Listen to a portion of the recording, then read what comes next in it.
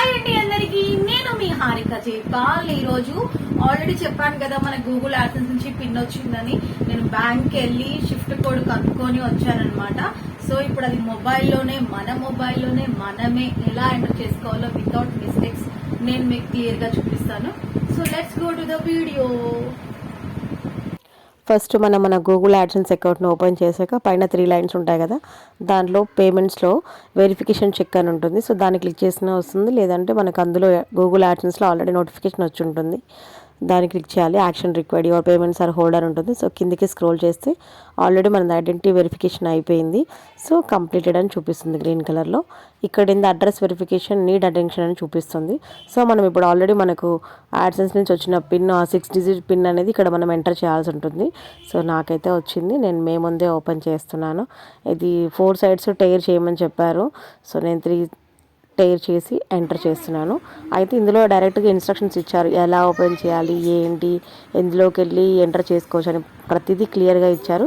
But ఈ pin 4 months లోపు అయితే ముందుగానే ఎంటర్ చేయాలి, లేదంటే అది పిన్ అనేది వ్యాలిడ్ అవ్వదంట. మన మానిటైజేషన్ అయినాక మన ఛానల్కి వచ్చే యాడ్స్ కూడా అది తీసేస్తుందంట. సో అందుకే కంపల్సరీ బిఫోర్ 4 మంత్స్ అయితే కంపల్సరీ ఈ పిన్ అయితే ఎంటర్ చేయాల్సి ఉంటుంది.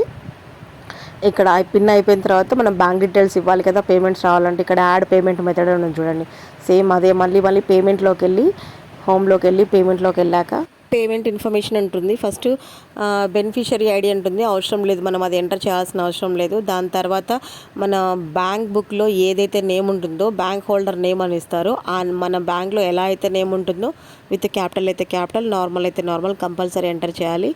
ఆ తర్వాత ఐఎఫ్ఎస్సి, అది ఏ బ్యాంక్ మీది, స్టేట్ బ్యాంకా, యూనియన్ బ్యాంకా, సెంట్రల్ బ్యాంకా, ఆ బ్యాంక్ నేమ్ అనేది ఫుల్ నేమ్ రాయాలి. ఇప్పుడు ఎస్బీఐ ఇట్లా షార్ట్ కట్స్ ఉంటాయి కదా, అట్లా రాయకూడదు, కంప్లీట్ ఫుల్ నేమ్ రాయాలి. ఆ తర్వాత ఐఎఫ్ఎస్సి కోడ్ ఉంటుంది కదా, మీ అకౌంట్ నెంబర్కి ఒక్కొక్కరికి ఒక్కొక్క కోడ్ ఉంటుంది. సో ఐఎఫ్ఎస్సి కోడ్ ఎంటర్ చేసిన తర్వాత కింద షిఫ్ట్ కోడ్ ఉంటుంది.